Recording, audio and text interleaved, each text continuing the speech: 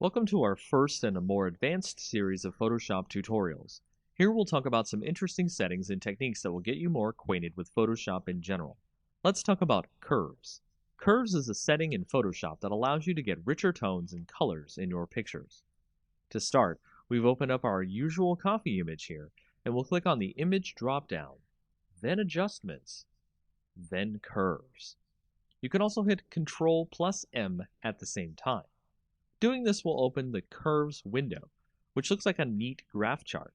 In the middle, you should be seeing a line going from the bottom left to the top right. If you want to apply a quick preset, which will set the settings for you, you can click the drop-down and change from the default to other settings in the list. Setting the color preset to color negative changes some things here, which we'll explain. As you can see, the individual values on the chart have changed. The original black line is still the same, but each individual color has changed. This is a permanent way to change the values of the image, but if we wanted to make it something a little less permanent and tweak the settings as we edit our image, we can make a new layer by going to Layer, New Adjustment Layer, and then Curves. This will allow us to have our own layer that we can edit the properties of in the Properties window. So over here in our Properties window, you can see that we can edit our curves just like the image edit we were doing before, but it is not permanent as we can hide or unhide the layer using the I button next to the layer. So the main thing to take away from curves is reading the histogram and placing points. We can place points on the histogram so we can change the color changes anywhere in the image, based on the dark spots or the lighter spots of the image. As you can see on our image, the shadows and highlights of our image aren't very great, so we can edit our colors without much interference. So if we put one point in the middle, one point on the end, and one point on the beginning, we can change the colors and alter them in subtle or more advanced ways. Curves help out many Photoshop users with images that have bad contrast or bad lighting. Use curves next time you have an image that needs tweaking. It's one of the most powerful tools in Photoshop's arsenal. Welcome to our second tutorial in our advanced line of Photoshop tutorials. This time we'll talk about some features that are similar to curves, but do things in a more individual way. Brightness, contrast, and exposure.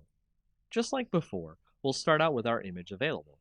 As before, we could alter the image from the Image drop-down and brightness and contrast under the adjustments, but we'll create a new layer using Layer, New Adjustment Layer, then brightness and contrast. That way we can adjust without permanently changing the image. Once in the adjustment layer, we can see that we have a brightness slider and a contrast slider. Tweak your image using these settings. Left is less brightness, making it darker. Right is more, making it lighter. Negative contrast washes out the colors, while positive contrast makes the colors stand out more, but it can make the shadows too dark. Next, we'll add an exposure layer. Go to Layer, New Adjustment Layer, then Exposure Layer. Doing this, you can see we have more sliders here. The exposure slider going from negative to positive can darken and lighten the image much like the previous layers. Offset itself changes the absolute light and darkness in the image, so treat that option with care. Gamma correction allows you to add and subtract gamma, general lighting, to the entire image. It starts out at 1, and going left adds more gamma, while going right subtracts gamma.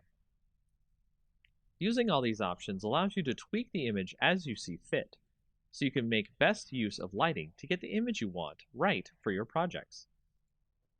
Welcome to the third advanced tutorial in our Photoshop series. We'll be talking about the hue and saturation layer, which works similar to our other layer and adjustment tutorials.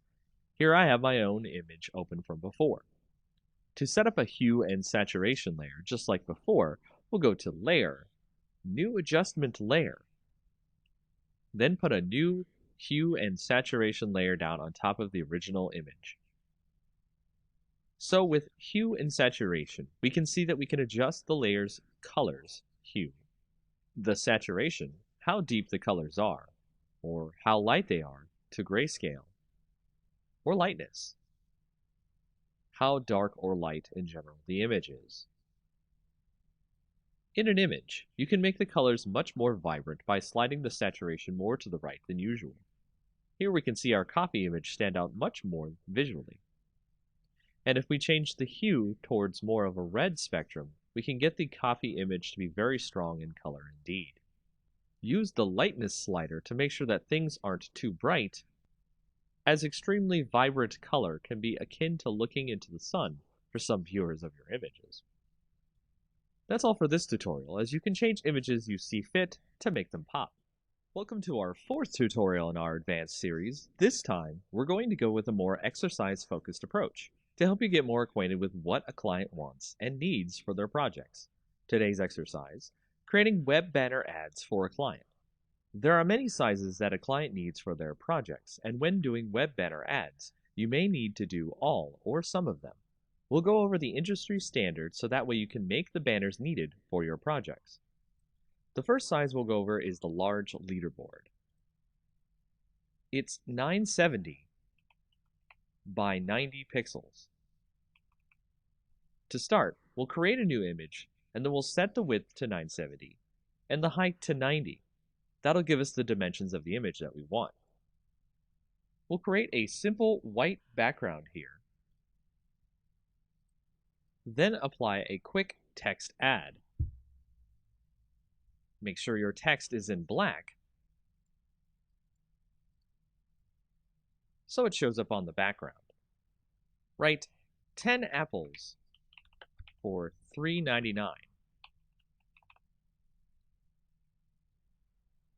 To center the text on the banner, go to Select All, then hit the Center Layer option just below the main menu here. From there, add an image of an apple.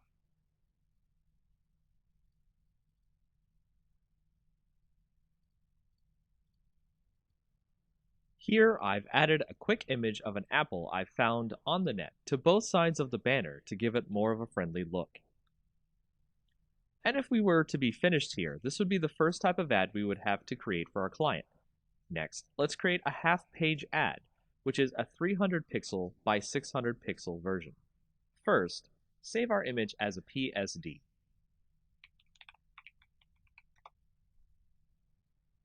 Now, change our image to a 300 by 600 canvas. Go to Image, Canvas Size, and change the inches drop-down to pixels. Here, type in 300 width, 600 height. You'll notice our apples and text is now strangely off screen, and our background isn't fully white. We'll fix all of that and show you how to continue to make other sizes of ads. If you notice, the apple images aren't exactly gone. They're just off screen to the image's canvas. Let's bring those apples back to the top and bottoms of our image now. Then, let's use the paint bucket icon on the left and fill in our white background again. Remember to click the correct layer, which should be the first layer in your order.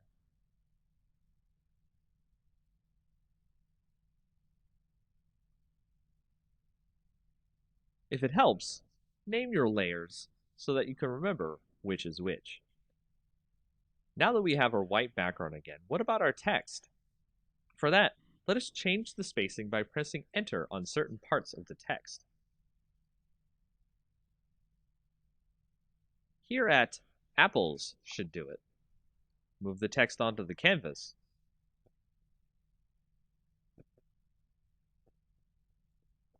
And resize the text as necessary. For vertical text, I like to use centered text under the Paragraph tab of the font properties for a more pleasing aesthetic.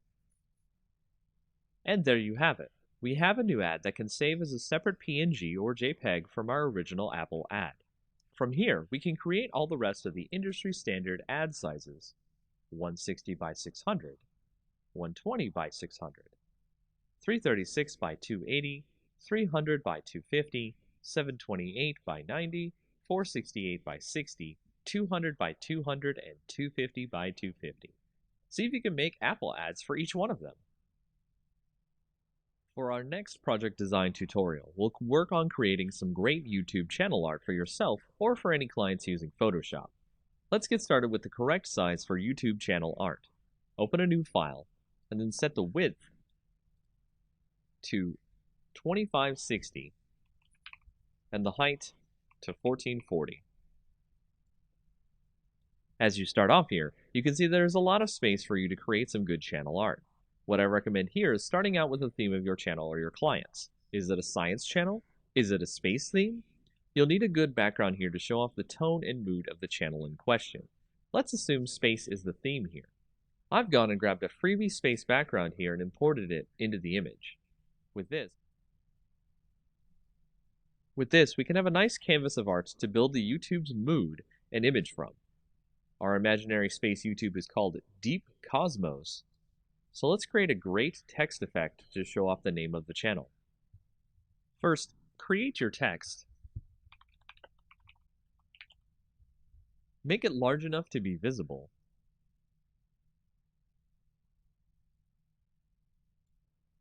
Then set the color by clicking the color part of the properties window and clicking a part of the image.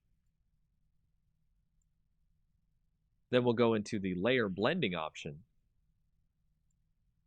give it a stroke, then click an inner glow effect. I've also used a different font here to give more of a unique look here. The type of font is up to you. I also recommend stacking the text on the right so the rest of the art can breathe and show off the theme for the channel. Add more text in a readable font, probably not cursive, for what the channel is used for, space exploration.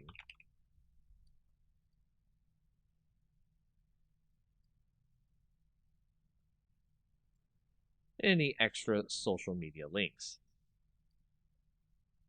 I'd not use any more than 2 fonts on your images as well, as it is a design error to use too many different fonts. And this will create a very basic YouTube channel art that will evoke a great wonder about what the channel is based around, and draw viewers in with its great visual design.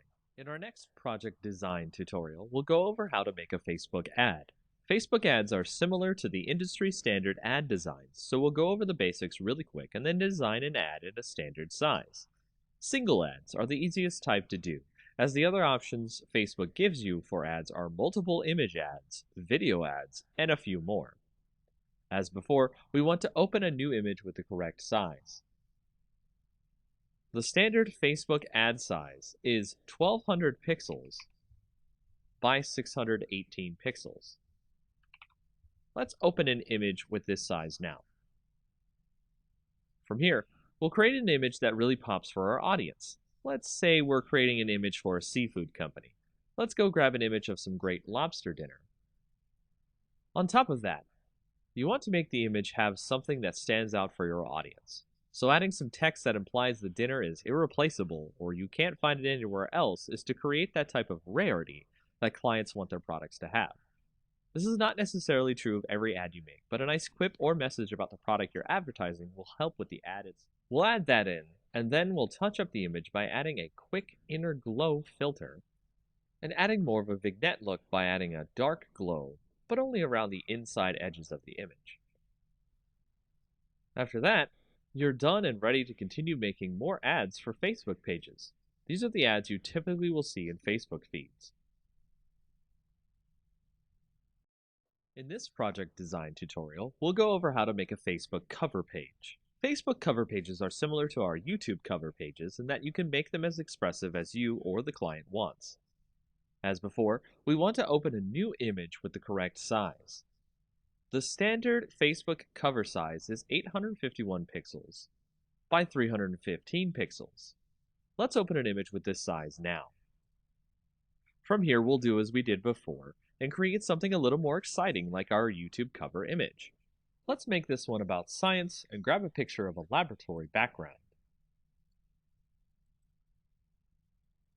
Make sure if you use images, you get them from approved sources.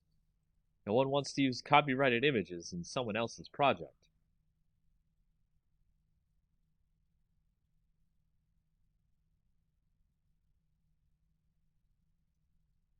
Here we'll add some text, as well as maybe some other social media URLs in our image to give the impression that the page is outside of Facebook as well.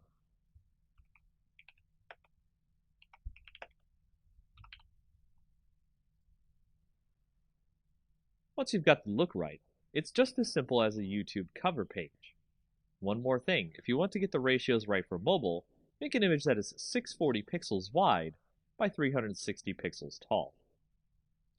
After that, it's really easy to make more cover pages as you see fit, as well as make sure to save everything as a PSD, so you can edit the cover page in case there's errors.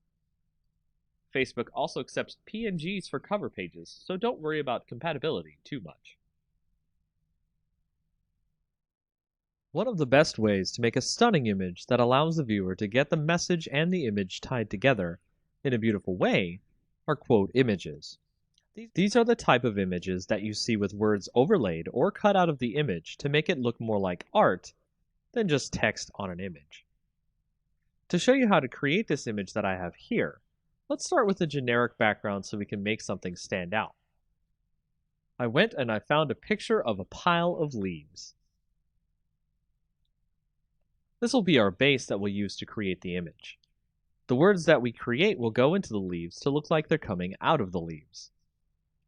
To start, I'll write the words life. It's never too late to jump in over the leaves itself. Doing so creates the usual text over image effect, which is fine on its own, but we want to make the words look as if they're underneath the leaves or coming out of the leaves. To do this, let's create another background layer copy on top of the text. And we can drag the opacity down enough so that we can see the words behind it. Doing this will allow us to see what leaves overlap onto the letters, and we'll begin extracting the letters using the Quick Selection tool. We'll do this so it has some of the leaves on top to make the letters look good and buried. This is the most time-consuming process of this effect, as again, you want to make it look like the leaves are laying on top, so take your time to get the leaves to look good.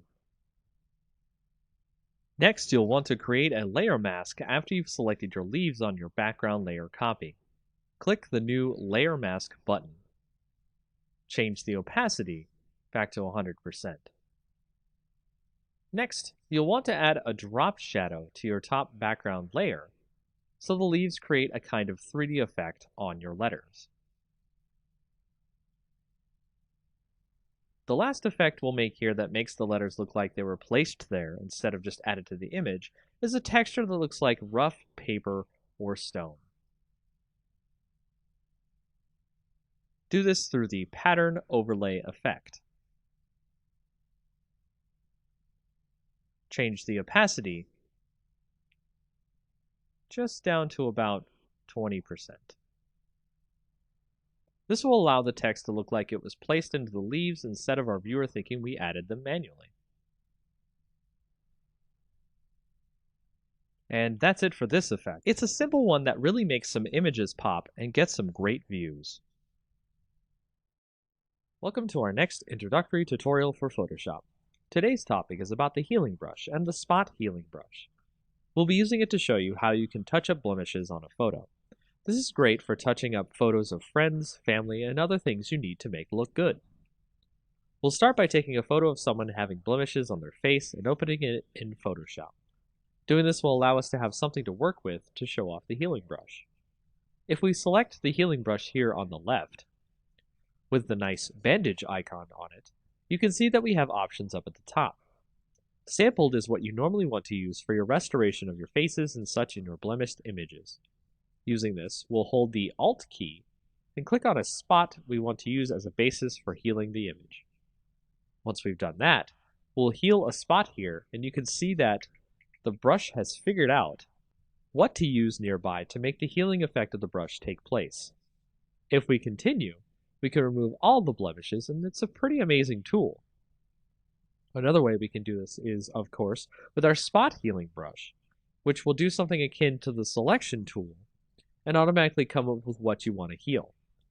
At the top are our options. We can do proximity match, which will use what's around the spot you want to heal to fix, create texture, which will create a mix of textures from around the image and is generally not good for face touch-ups.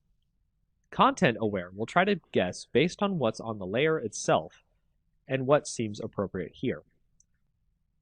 Proximity match is actually one of the best options, and you'll see that it tries to fit the fixes in where it can.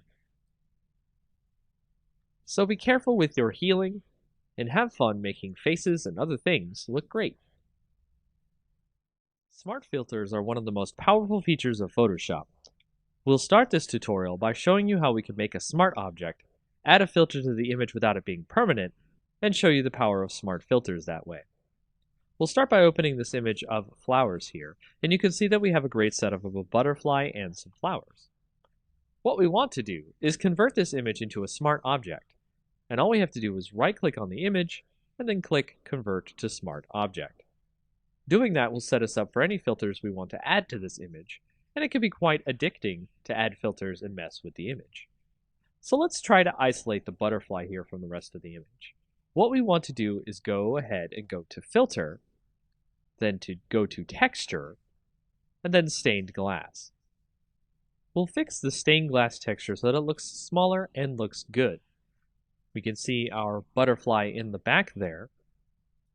Next, we'll draw a nice quick selection around the butterfly. This is what we want to remain, and the rest stay in the stained glass filter.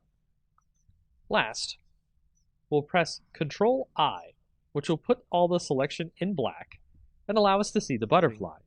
From there, we can tighten the mask around the butterfly so it looks like it's floating above the stained glass.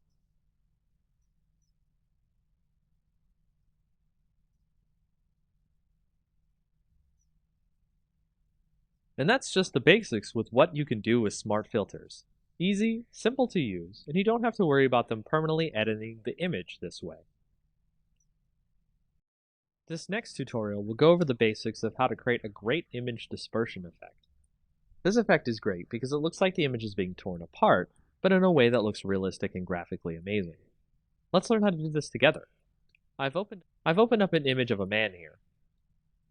First, I'll start by creating a duplicate layer of the man in the background. Then I'll lasso over the man in the background layer.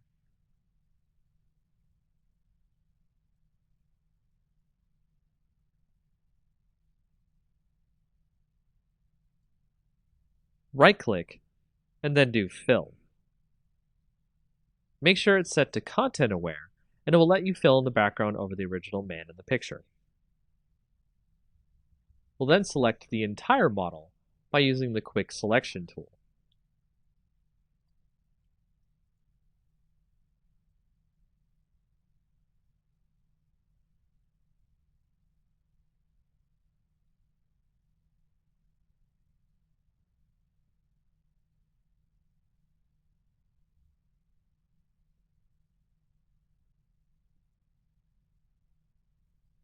From here, depending on your Photoshop client, you can use Refine Edge or Select and Mask and give more of a refined edge to the hair on the model, so we can pick up individual hairs and outlines.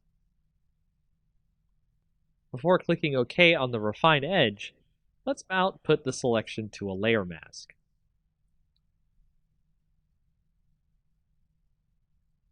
Now you can see the model is on a separate background. Let's duplicate the layer now.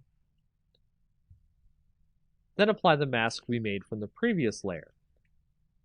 I'll rename this layer to the dispersion effect. Then I'll make a duplicate of this layer and rename it to man. Now I'll select the dispersion layer, then select Filter, then Liquify. Next, I'll warp the model using the forward warp tool so we can make sure we can have a nice canvas for our effect later. This will determine the size of the dispersion effect. Take your time with the liquefy, then when you think you're done, hit OK. Now we'll make another mask, which we'll do by hitting Alt before clicking the new mask button, the little circle in a rectangle, so we fill the mask with black. This way, our dispersion effect is hidden until we need it. Before we continue, make the original background layer with our picture of our man hidden, so we can edit effects in. Now on our layer called Man, we'll make a new mask with no black filled in, so just click the new mask button without holding any keys down. Once we've done that, make sure you're on the Man layer's mask. Make sure your brush is set to black for the foreground color. Select the brush tool, then select a brush that will give a great dispersion effect. There are brushes out there for free that you can download that will give you the effect desired, so look for them. We'll edit the image to give a bit of a destroyed look. Then we'll switch to the dispersion layer and its mask as well. Switch the color to white, and start masking in, uncovering, the warped layer we did earlier. This will give you the effect of a dispersion going onto the image and looks really great. Experiment with this feature. It will allow you to create some really interesting images. Welcome back to our next tutorial in Photoshop, where we'll go over how to do a double exposure effect. A double exposure effect is how we'll blend two images together to make an interesting art project pop. Perhaps your client or project will want you to create some striking images here, and doing so through Photoshop, you will definitely wow the viewer of this image. Starting out, let's pick two images that we want to blend together. Here I'll blend an image of a beach ball with an orange. The idea of playing volleyball with a giant orange is pretty hilarious, don't you think?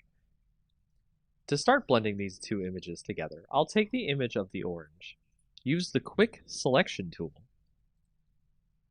and select the whole orange. Once I do that, I'll copy the orange selection into the image of the volleyball. As you can see here, the orange is way too large to be able to be blended with the volleyball. I'll need to scale the orange down to size. To do this, we'll need to make a copy of the volleyball layer to start off with. Drag the layer and make sure it's the top layer over the orange. Set the opacity to about 50%. Then we'll shrink the orange to about the same size of the volleyball. Do this by clicking the link icon up near the width and height. This way, with the opacity, we can see exactly what size we need the orange at.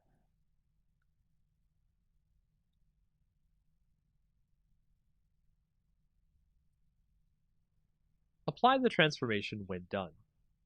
Next, we'll create a layer mask by clicking on the orange. Control-click the image to select all.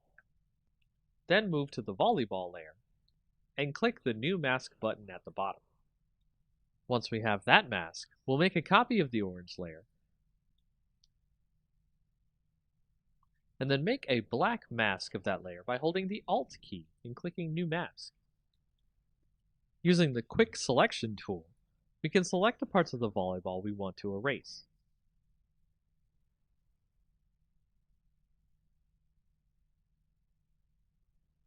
Once we've gotten the image the way we want, you can see that it has this great dual blend effect of having a volleyball that looks like a huge orange. Make sure to leave on the background for the largest effect of showing off the volleyball orange in the scene.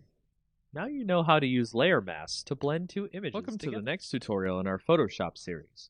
We'll be doing this tutorial about a great neon text effect for your text.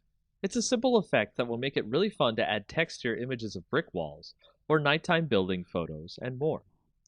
First, we'll start out with a brick wall image. Any brick wall image will do, as we will put our text over it and make it glow. Let's add some text now to the image and write neon, probably in a cursive font of some kind. Make sure the font size is large enough to fit into the middle of the image. Next, we'll add a hue and saturation layer to the image, so select the background layer, Then go to Layer, click New Adjustment Layer, and then Hue and Saturation. Set the saturation to pretty low, and the lightness as well, but not too dark. We want it to be bright enough that we can see the brick wall. Next, create a new layer which we'll call Clouds. You could do this, of course, by clicking the New Layer button at the bottom, which looks like a new page. Here we'll add clouds to the layer by clicking Filter, then Render, then Clouds. Create a black layer mask on that cloud layer by Alt-clicking the New Layer Mask button. Make sure your Clouds layer is set to divide on the Layer mode here. Let's use our brush tool here to uncover some clouds. Set the foreground color to white. Make sure the layer mask is selected. And set the opacity of our brush to about 50%. Make sure your brush hardness is also 0% as well. Once that's done, uncover some clouds behind the neon word.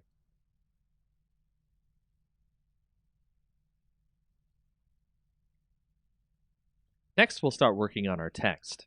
Make sure to change the font of the text to something blue if it isn't already. And go into the layer blending modes.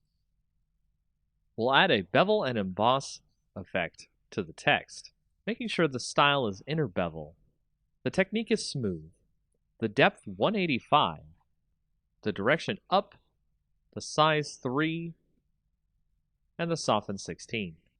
We'll also add an inner shadow effect, where the blend mode is multiply, the opacity 40%, the distance 5, the choke 0, and the size 5. Then we'll add an inner glow effect, where the mode is screen, the opacity 75, the noise 0, the choke 0, and the size 8. Make sure to make the technique here source center. Then hit OK. Create a duplicate layer of that text. Put it below the top layer of text, then convert it to a smart object.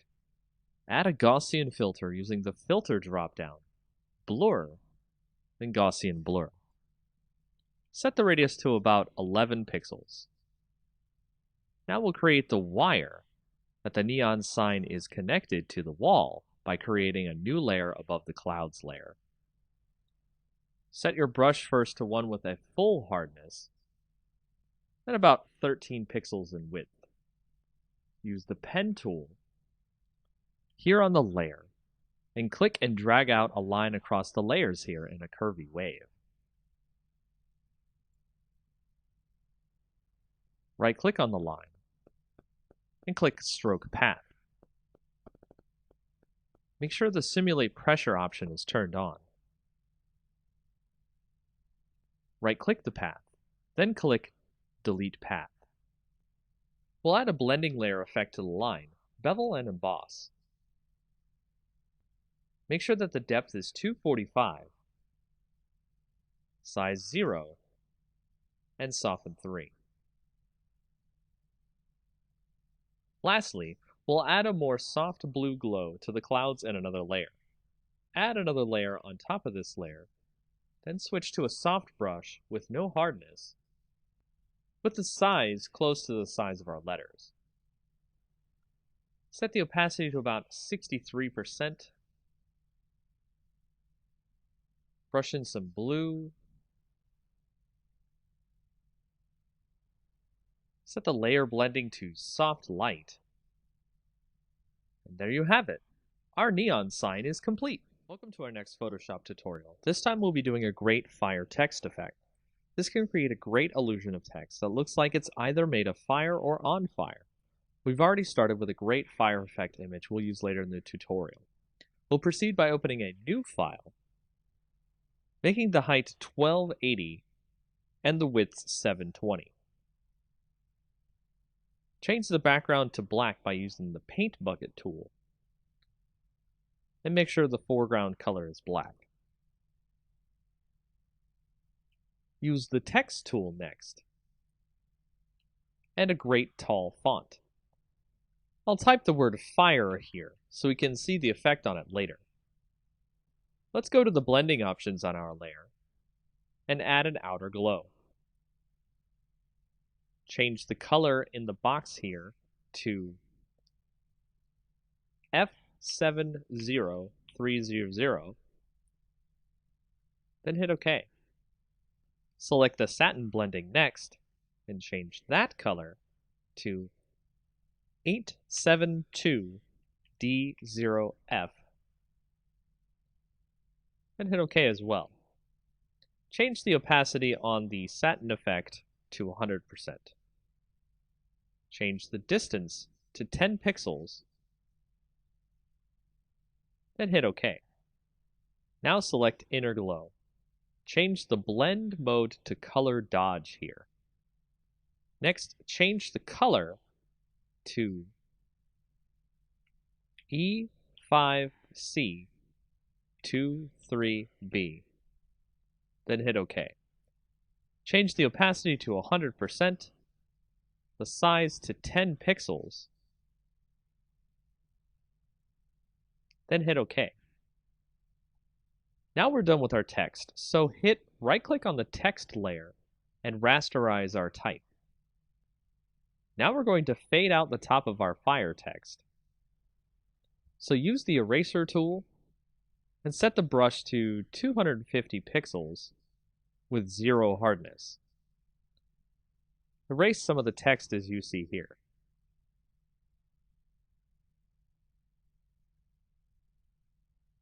Now we'll go up to Filter, Distort, then Zigzag.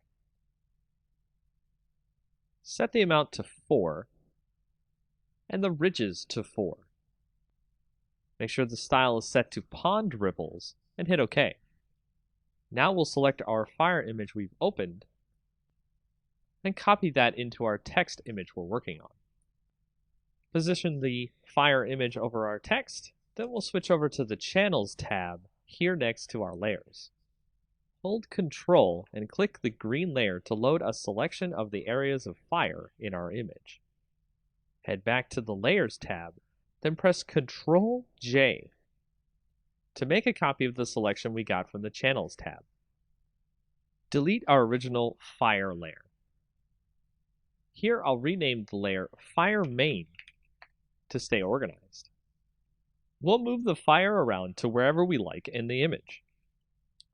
From here, we'll resize the image to fit over our text, then duplicate the layers so we can make more fire effect on our text.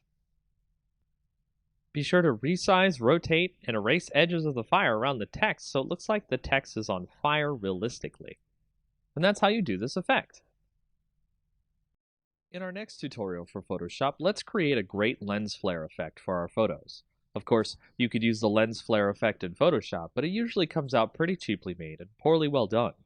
We'll go make our own effect and have it look great and professional.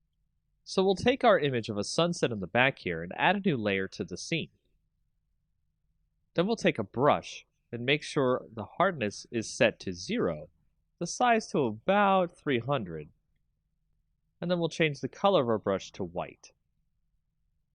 Next, we'll paint a spot, and then zoom in to the brush effect on our image. We'll add some noise to our effect using Filter, Noise, Add Noise. Use about 3.5% of noise. Make sure it's uniform and monochromatic. And hit OK. The noise is going to prevent the effect from banding if we scale the effect. Now let's duplicate the layer. Through the right-click Duplicate Layer option, or you can use Ctrl J. We'll name the new layer White, and the old layer Orange. Next, we'll add color to the orange layer. Hide the white layer. Then go to Image, Adjustments, then Hue and Saturation. We'll color it by turning on the Colorize option. Move the hue over to a nice orange, and the saturation near 100%. You can make it a little lighter or darker if you'd like. Now we'll set the orange layer to a blend mode of screen. Then we'll set the white layer to a blend of linear dodge add. With the orange layer, we're going to free transform. Draw out our orange layer a bit, making sure that the link is selected to keep the ratio. Commit the changes. We'll select both layers, and we can drag it wherever we want. So let's move them over the sun in the image, and then free transform the effect so it's large and covering the sun. Make sure your two images are centered together. Now we have our lens flare effect. If you want to make sure that you don't want to wash out the color in the image, go to the orange layer, set it to screen, and then the white layer to linear dodge add. Change the opacity of the orange layer down to 50% or so. With the white layer, we're doing the trick here, which is the fill opacity rather than the actual opacity. Set that to about 15% or 20%. You can play with the opacity and fill layer here, and also do some transforming and stretching the lens flare effect to hit more parts of the photo. This is a very quick and easy way to generate a lens flare that you have full control over the way it looks on your image. Welcome to the next tutorial in our Photoshop series. We're going to go over a way to create a quick lomography effect. And a lomography effect is a type of effect that you might see on Instagram photos or other types of photos that make it look kind of a hipster-like or retro look. Now, it's very easy to create this look. It's actually extremely fast to create this look in Photoshop. All you have to do is open up a photo. You can see, for example, I have a photo right here. You want to go to Layer, New Adjustment Layer, and Curves. And we're going to make a new Curves layer here. Now, I'm going to make the Curves layer called the lomography effect, which we'll go ahead and type that in. And you can see we've got a nice little layer that goes over our background. It also has its own layer, so that way we won't have to worry about making the effect on the image and not having it affect the image permanently.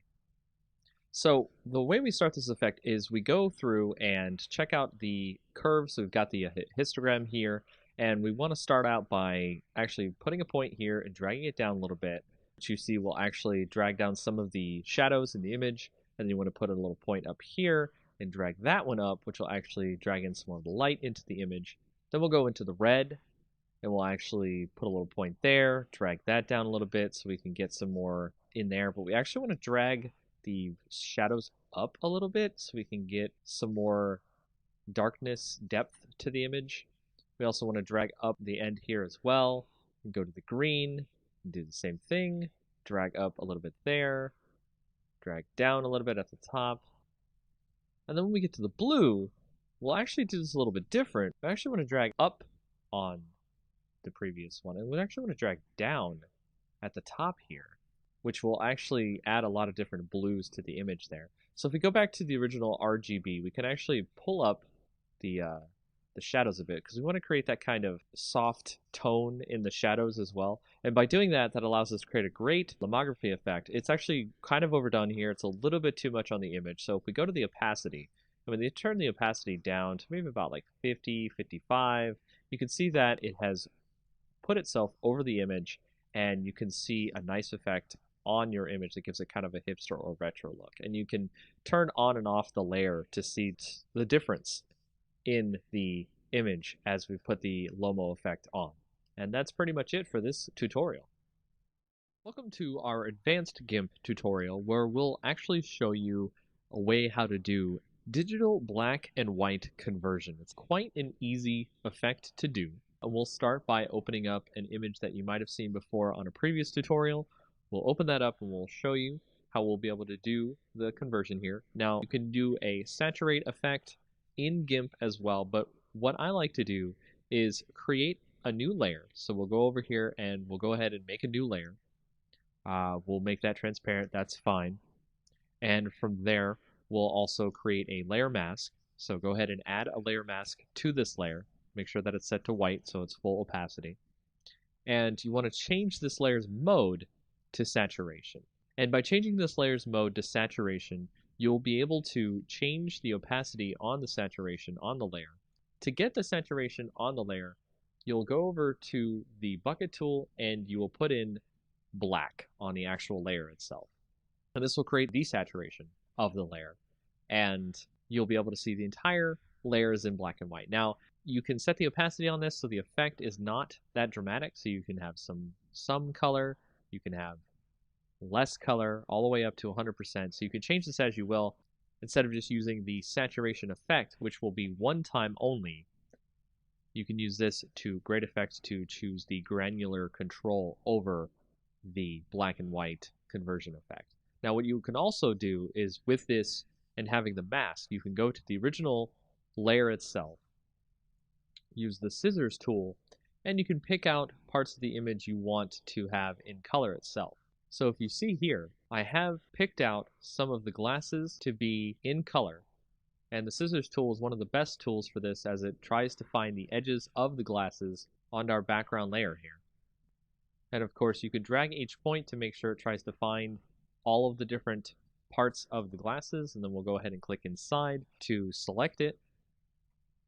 And if we do that and then go back to our layer mask for our saturation layer, we can go in there and we can select the brush tool, make sure it's set to black because we're going to be painting on the layer mask so we can make the color shine through, and you can just start painting in those glasses there and make those glasses show up in actual color compared to the rest of the image.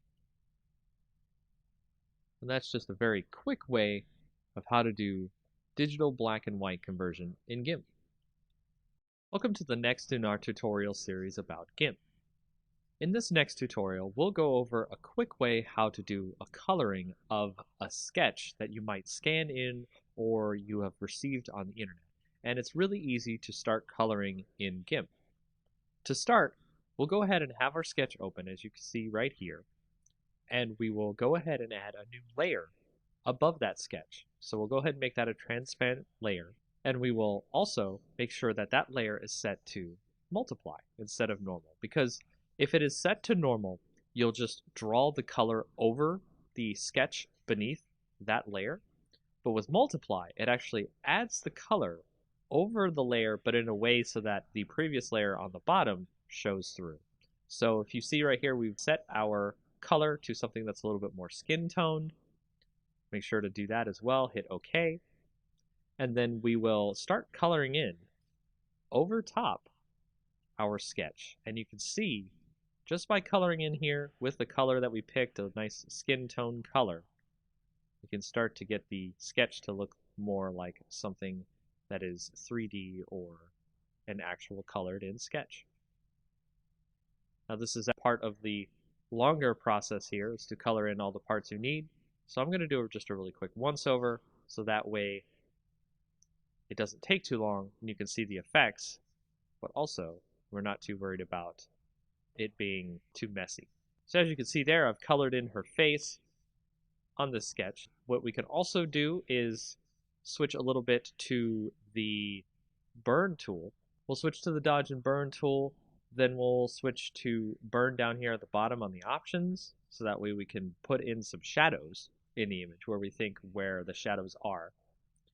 And we can make sure to change your size of your brush. You can use that using the bracket keys on your keyboard. Left bracket, right bracket changes the size of your brush. And we'll brush in some shadows here on the image, right where the shadows seem to be. If you have a sketch that has the shadows on it, it makes it easier for you to burn in some shadows. And every time you click and burn in the shadows, it will stack on top of each other, so it will make the shadows darker and darker as you continue burning. Now you can see that there are lines here that we can easily tell between the color and the shadows. So from there, we can do a little bit of smudging, and smudging allows us to mix the colors together so that way they are not just lines on the picture. So we'll actually turn down the rate here of the smudging so that way it's not too obvious, and we'll start doing a little bit of smudging on the image here. You can make the lines turn into actual colors instead of very apparent as lines. And that is a very quick and easy way to get started with coloring in GIMP. In our tutorials about GIMP. In this advanced tutorial, we'll show you how to do some tone mapping on the images that you might need to get some extra color or some extra different shadows and cool things that you would like to get on your photos. Starting out, what we'll do is take a picture right here. I've got a picture of a good night scene. We'll go ahead and start. We'll create a duplicate layer of the night scene. And what we need to do is create a special enhancement filter called Advanced Tone Mapping. Now, this doesn't normally come with GIMP, so I recommend that you go find a plugin for Advanced Tone Mapping. It's very easy to find on the internet. GIMP itself has a repository of plugins that you're able to find Advanced Tone Mapping. And once you get that and install it into your GIMP plugin folder, you're going to go into GIMP and use Enhance Advanced Tone Mapping under the filters. Then that will show you a pop-up dialog window that you'll want to switch the copies of the merge layer. You want to make it about 5. Press OK. It'll create a bunch of different colors and make the whole thing look really good. From there, you want to right-click on the layer and click Merge Down. And just merge down until you get one picture, one layer. Next, you'll want to go up to the colors and do levels. And on the levels, you want to switch that to maybe about 94, 93, or 92 on the gamma. Press OK there so we can get that into our picture. The next thing you want to do is create another duplicate layer. And then on that layer, you want to click Colors, Desaturate. And from there, you want to actually have it at lightness. You can do luminosity, you can do average. You can see that it changes the different shades of gray. But let's choose lightness, click OK. And then you want to go back over to colors, click invert, and you'll see all the different colors inverted here. Then you want to go to filters, blur, Gaussian blur. And you want to set that blur to about, I think I want to do 20. 20 here seems fine. So now to blur the whole image, what we're going to do with this blurred image is we are going to switch the mode on the top layer here to overlay. And now you'll see it has overlaid onto our image down below. And you want to tweak this by using the opacity bar over here on the right. So we're going to set that to about 48. And then we will merge the layers down. And now you can see we have our new image that shows the different tone maps of color that are in our night sky image. And that's how you get some tone maps in your GIMP program. Welcome to the next in our advanced tutorial series in GIMP. In this tutorial, we'll show you how to remove noise from photos where the pictures have been taken that have a lot of noise in them. And here you'll see we have started with a picture that has a bunch of noise in it, and we're going to remove the noise, and we can do this in many different ways, including going to the filter option, blur. We can do a regular blur, or we can do a Gaussian blur. And a lot of people like to use these blurs to get rid of the noise in the image. However, there is a better tool to get rid of the noise in images. It is an extra GIMP plugin that you can go find. Once you download that and put it into your GIMP program, you'll see it under your Enhance Filter options, and it's called Wavelet Denoise. And Wavelet Denoise will allow you to bring up this dialog box that produces a better algorithm to remove the noise from your images. And when you go into it, you can see a preview of the image and the noise that will get reduced. So you can move around and find where most of the noise is coming from. And then you can go down to the thresholds and you can turn up the amount of noise being removed from the image. And you can decide whether or not you want to have more or less detail left in the image. And you can also change how much detail can be conserved when you start applying the denoise filter to the image. And then you hit OK, and you can see that it has reduced a lot of the noise in the image, and you can tweak this as you like. And there are many other different ways you can do this, but this is probably one of the best ways to remove noise from an image to make it look a little bit better to your clients or to any projects you might have in the future. And that is a quick way of how to remove extra kinds of film grain or noise in your images in GIMP. Welcome to the next tutorial in our Advanced GIMP tutorial series. This tutorial will show you about how to use luminosity masks to help you with your photos, so that way you can reduce some of the saturation in the colors of your photos, or just in general have better control over what you see inside of your photos. To start off, we have an image open here, which we're going to use luminosity masks to remove some of the saturation in the photo so we can see more of the mountain behind. So if you go over to the left, you can see we are normally on our layers section here, and we want to create a copy of our original layer, so duplicate layer. And then we want to go over to channels, and you can see what we're going to do here is select our red channel from the rest of our channels here. We want to select all on our image. I'm going to drag the red channel down to the copy down here, and then we will start by creating this one as the L for light, because we're going to save the highlights of the image and we're going to save the shadows of the image. We'll start this by right-clicking on the light part of the image, and we will subtract from selection. Make sure your entire image is still selected. That will select the darker parts of the image. And we will go to select, save to channel. That'll actually save the shadows of the image. So we'll save that as D for dark. And then if you right click on our layer again, our light channel here, click subtract from selection one more time, it gets even further darker, and we'll save that as DD. And then we'll go back to our lights again, subtract from selection one more time, and we'll save that as DDD.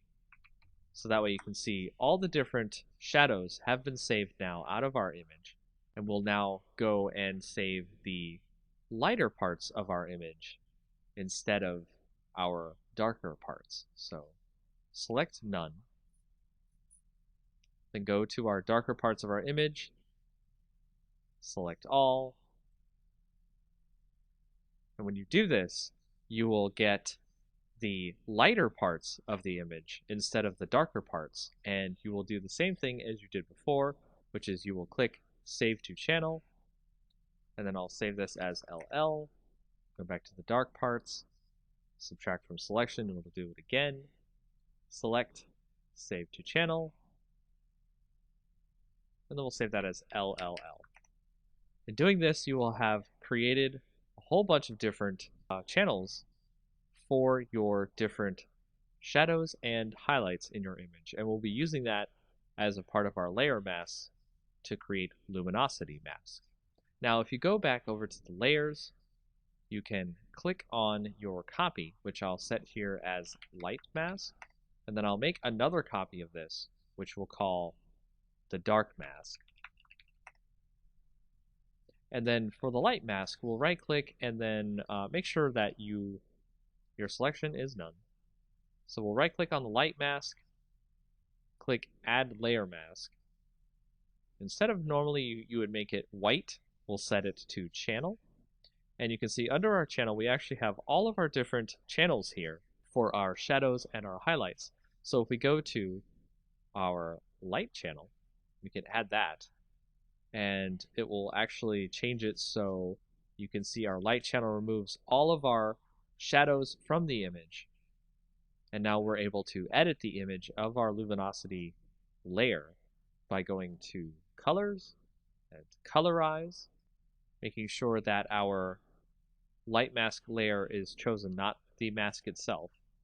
And with the sliders here, you can see I can change the hue of the image to make it a lot better, and the lightness of the image, so that way it can come through without too much saturation going on in the image. And you can compare that to the original image, which you'll see here.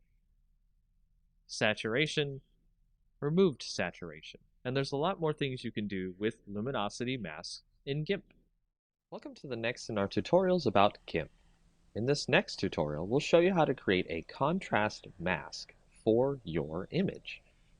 To create a contrast mask for your image, you've opened a previous image you may have seen on our previous tutorials here. To start with, we will create a duplicate layer of the image. Then on there, we will right-click, click Add Layer Mask, and you want to initialize the layer mask to a grayscale copy of the layer. Then, show the layer mask so we can see what we're looking at. Go over to Colors, Invert, and then you want to also give a filter, Blur, Gaussian Blur. And then set that to about 4 or 5 on the blur radius. Next, go back to your layer mask, click Show Layer Mask to turn it off, and there you can see we have our contrast mask on our layer. Now make sure to set your layer to overlay instead of normal, so that way you can see our contrast on top of our bottom layer in GIMP. And you can change the opacity, so you can change the contrast through this contrast mask in GIMP. And that's all you need to know about making a contrast mask in GIMP. Welcome to the next tutorial in GIMP. This is a very quick tutorial, part 1, about changing background color in GIMP. It's actually a very quick way to do this in GIMP, especially if you have an image that already has a background color you'd like to remove. So the fastest way to change the color in your background is go up to Colors, Color to Alpha, and then you will see that there will be a color picker that you can pick down here, a little drop-down box from blank color to alpha, and then you can click on this little eyedropper here, click on the image, then go back to your color picker, press OK, and you'll see on the preview that it has removed the color from your background. Click OK there. The color will have been removed from your background. You may now add a new layer to your image. Make sure to have it as a transparent layer. Drag that layer beneath your current layer, which you removed your color by putting it into alpha. And then you can use the bucket fill tool to switch to any other color you'd like to add to your image. And that is the very basics about changing a background color in GIMP. Next in our tutorials about GIMP. In this tutorial, we're going to show you how to change the background color in GIMP. This will be part 2 of our tutorials showing you how to change the background color. Another way you can change the background color in GIMP that is quite easy is go to your image, right-click, add an alpha channel if it doesn't have one already, and then from there you want to use the fuzzy select tool to select the part of the image you would like to delete to give ourselves a transparency. So you can see here it has selected all of the color besides the text itself, and if we were to continue from here, it would actually get rid of the background except for the other colors that we need to get rid of inside of the letters. To add the circles inside the text, you want to hold down the Shift button, which will add a plus symbol next to your fuzzy selector, and you can now add those bits inside the text into your selection. And doing so will allow you to delete all the parts of the image you want to get your alpha channel. So once you're finished there, just hit delete on your keyboard, And you'll see the background is now fully removed. And just like before, you can add a new layer with a transparency, put that below your current layer, and add a new color to your image by using the bucket fill tool. And that's another way about changing background color in GIMP. In our next tutorial in GIMP, we're going to show you what some of the blur filters can do to our images and add extra cool effects that might not be available elsewhere. We'll start by using our blur, Gaussian blur, motion blur, and pixelize blur filters, and that way you can see all the neat types of things you can do with your image. As you can see, we started with a bunch of duplicate layers of our original image and renamed them to blur, Gaussian blur, motion blur, and pixelize. From there, we can select our blur layer, turn that visibility on, and then go up to the filters, blur, and then blur. And it'll add a subtle blur effect to the image. You can see it on here. It's now much different from the original image. The details have been lost. And then we'll go up to our Gaussian blur, turn that visibility on, go to filters, blur, Gaussian blur, and we'll turn the blur radius to about 11 seems fine. That's our Gaussian blur. And then we'll go to motion blur, turn that one on. Go to filters, blur, motion blur. We're going to make it a zoom, maybe about the center of the image here. The length of the zoom we'll put about 28, and it'll take a little bit longer to do this effect if your image is large. So now you can see that there is a kind of rush to get to the mountain look to the image. It's really cool. Then we'll go to our pixelize layer. Go to there, go to filter, blur, pixelize, and it'll create a kind of chunky pixel look to the image, so it'll actually kind of blur it out in something that's kind of like if you censor an image or protect someone's face or anything like that, you might see somebody has done something like this. So we'll set the pixel width to 7 and the pixel height to 7, and that is the pixelized blur on our image.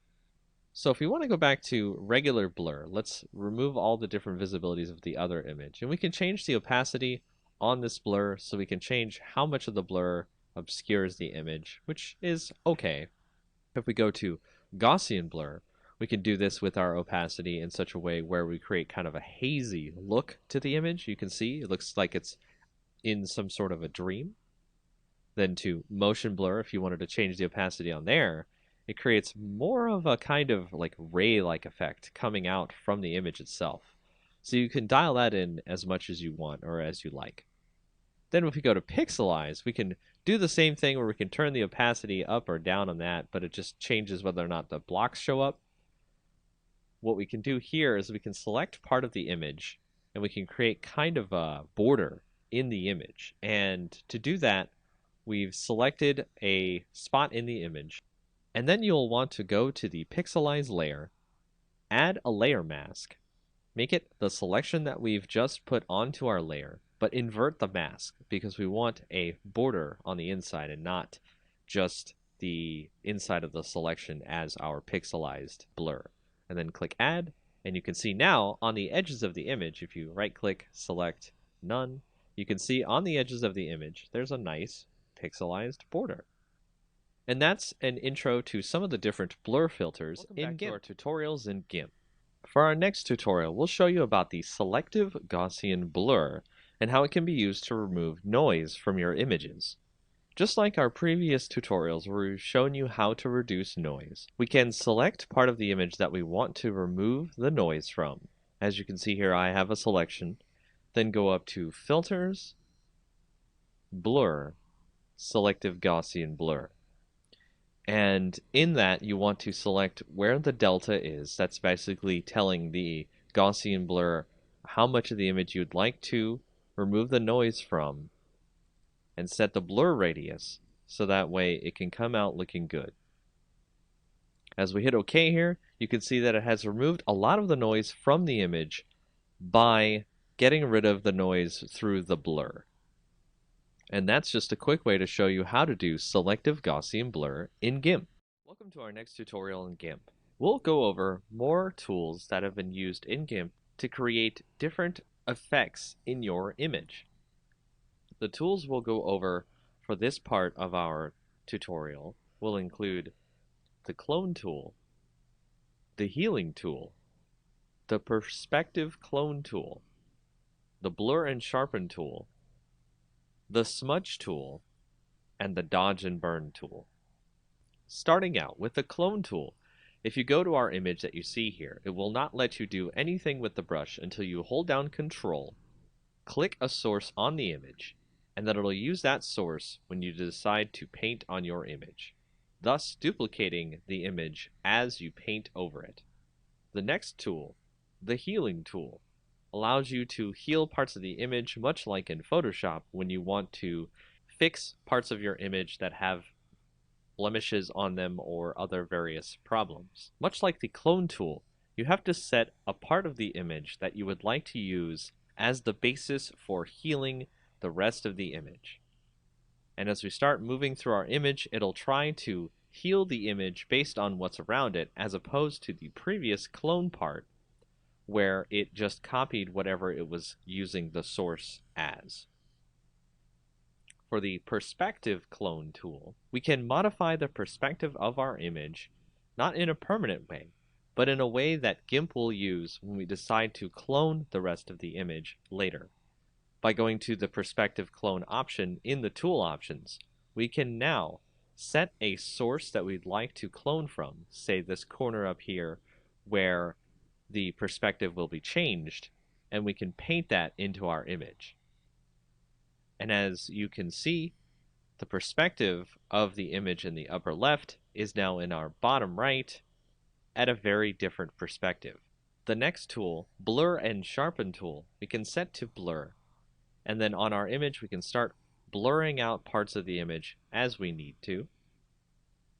And then if you set that to sharpen, you can sharpen parts of the image as you need to. You can turn up the rate on this to increase the sharpen amount, so that way you do not have to sharpen more than once on an image. If you go to the smudge tool, this will use the colors around it and smudge them together so they become more of a blur with all the colors that are included when you start smudging. The next tool, the dodge and burn tool, allows you to dodge, which is lighten up the colors in an image, but also do burn, which allows you to darken the colors in the image, creating more vibrant color as necessary. And those are some of the more advanced tools you will use in GIMP.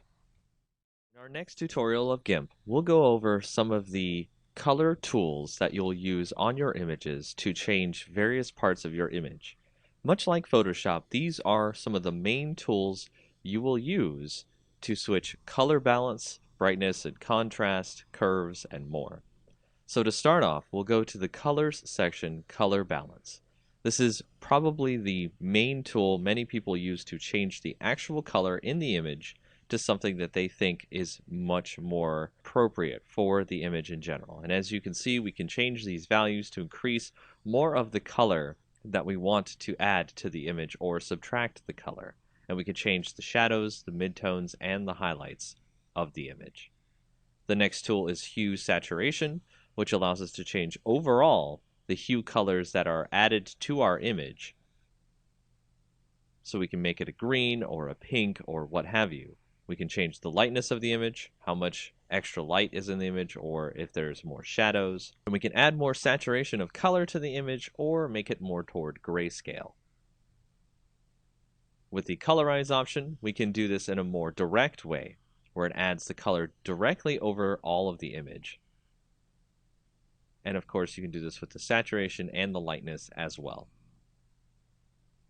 With the brightness contrast, we can change the brightness to be less on the image, the contrast to be more, and vice versa.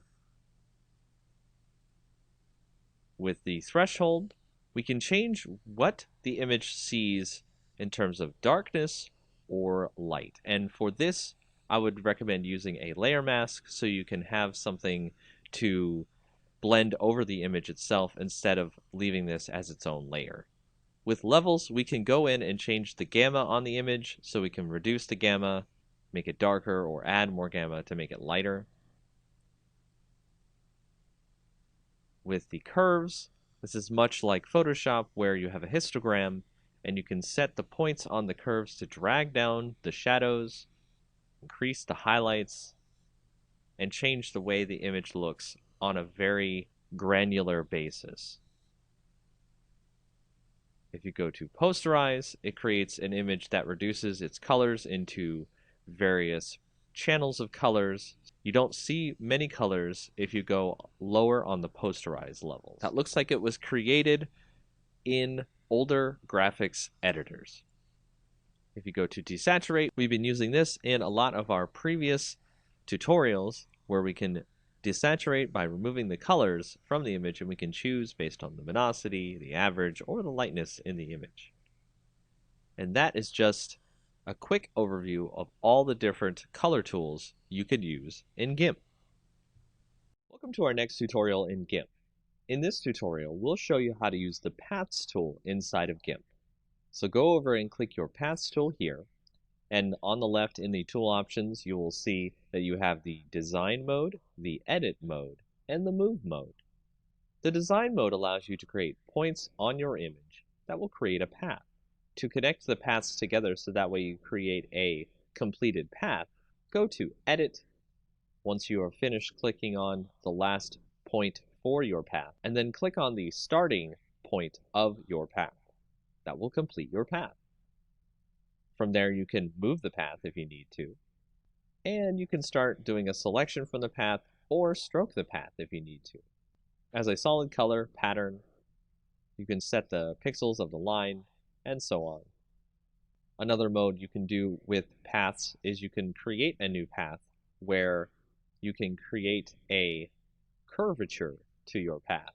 And this allows people to create some very interesting and unique paths. To create this path, you must make sure that you have the polygonal option turned off.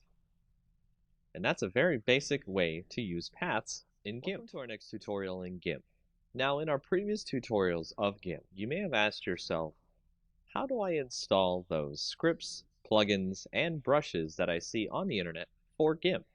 For example, we actually had a filter earlier that we used called the Advanced Tone Mapping. And we actually had to install that into our GIMP plugins folder, and the wavelet denoise we also had to install. So how do you do that? Well, once you find the plugin of your choice, for example, when we had to get wavelet denoise, you can go into your folders for GIMP, usually under Program Files, GIMP2, and then you'll see the different folders you have for GIMP. If you go into the lib folder, then go into GIMP, then go to 2.0 or whatever the version is, you will find the plugins folder. And this is the folder you will want to bring any plugins that are exe files that GIMP uses as extra plugins for its program. As you can see here, the wavelet denoise program is where we put that plugin. For other different things you want to put in your GIMP program, you go to the Share folder, the GIMP folder inside there, the version folder inside there, and then you can see that there are brushes folders, scripts folders, and various other folders you can bring extra things into GIMP to use for your projects. So if you have a script, for example, the Advanced Tone Mapping script, this is where it goes inside your GIMP program. And once you've put those files into the correct folders you need to put them in, all you have to do is restart your GIMP, and you're ready to use your scripts, plugins, and brushes.